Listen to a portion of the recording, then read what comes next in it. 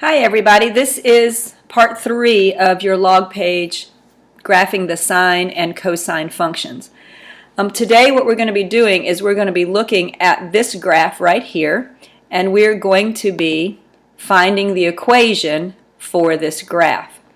So I want us to take a look at this graph, and I want you to look with me and see that the period of this graph is equal to 2.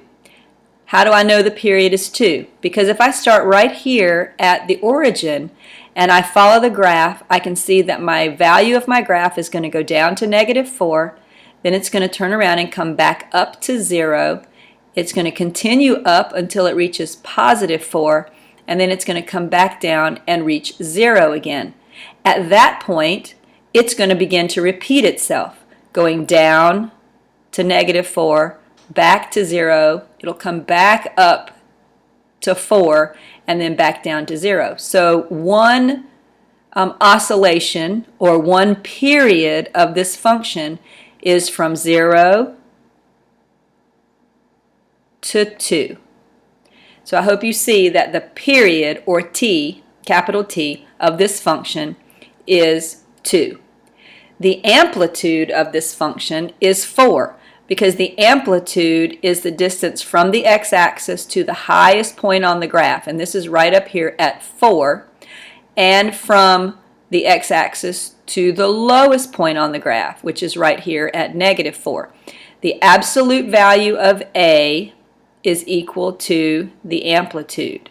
So here is -4, the absolute value of -4 is 4, and here it's +4. The absolute value of +4 is also 4. So let me write some things down so that we have them. I know here that the period, or t, is equal to 2. Okay, that's my period. And I also know that the amplitude is equal to 4. So the amplitude is equal to 4. Okay.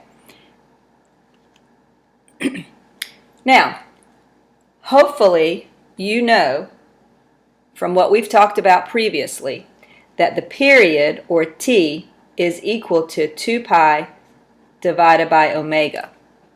2 pi divided by omega is what the period is. And here I know that the period is 2, so I can just substitute my 2 right in here, and I can see that 2 is equal to 2 pi divided by omega. If I want to put that 2 over a 1, I can certainly do that. And then solving this is a proportion. I can solve this by saying 2 times omega is 2 omega, and that's equal to 1 times 2 pi, which is 2 pi. Dividing both sides by 2, I find that omega is equal to pi. So that's where this came from. Omega is equal to pi. And I know that my amplitude is 4. Now, I know that I have two functions that I can choose from. I can choose y equals a times the sine of omega x, or I can choose y equals a times the cosine of omega x. Hopefully, and I'm going to backtrack just a minute, I'm going to go back to my graph. So let's go back to the graph. Hopefully I remember that my sine function is the one that starts at 0, 0. And if you remember what your sine function looks like, I'm going to slide this up just a touch so that I can quickly do a quick parent function graph of the sine. This is 0, this is 2 pi, this is pi over 2, and this is 3 pi over 2. And hopefully you remember that the sine function, the parent function, let me put my -1 right here, goes 0, 0, pi over 2, 1, pi 0, 3 pi over 2, -1, and 2 pi 0. So hopefully by now we've gotten this function pretty much down pat. That's a pretty sloppy version, but that's what it looks like.